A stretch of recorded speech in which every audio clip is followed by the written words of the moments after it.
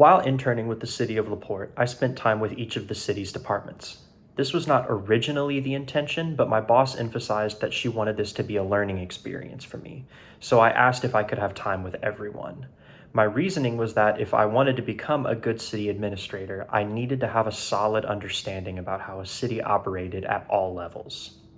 I spent time with the Office of Emergency Management studying disaster response manuals and doing disaster prep before a city parade. I spent time with the police department doing a ride along with the assistant chief and with the crimes victim liaison.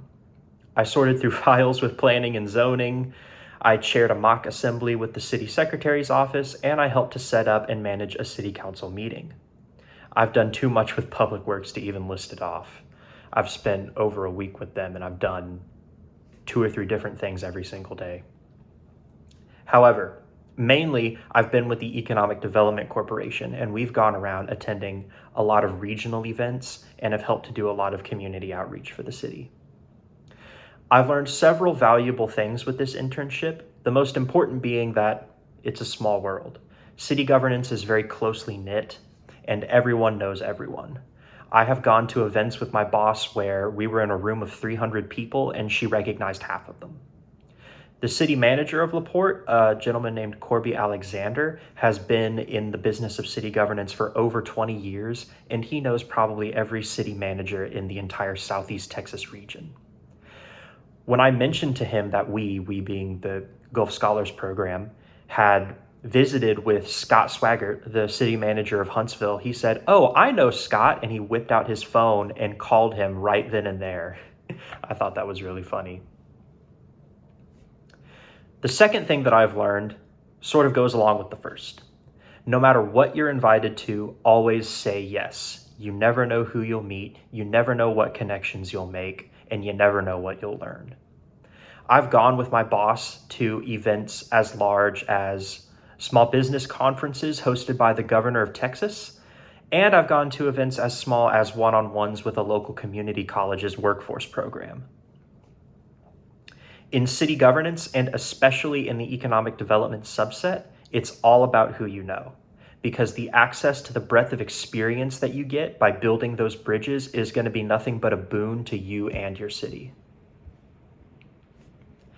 My internship hasn't exactly related to anything that we have discussed over the course of the program. There were some indirect connections, however.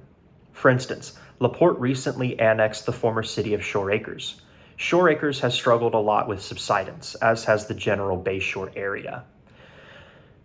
Now that Shore Acres is a part of the city of LaPorte, it's going to be our job to address the issues that they have with flooding, especially during storms, which, Southeast Texas, we get those a lot. When meeting with Judge Christian, we discussed the issue of data centers, and we sort of had a little bit of a debate over whether or not the pushback against them is some sort of hysteria or not.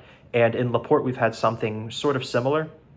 There's been a lot of hullabaloo, especially on social media, about the potential for a mosque to be built in LaPorte.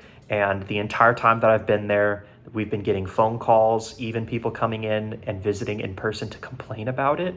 One lady was even reduced to tears at the thought of a mosque being built in her city, which I found to be a little bit incredible. And the mosque isn't actually being built. The city does not have a permit request for it, nothing like that. So there's nothing that we can really say other than we don't know anything about it.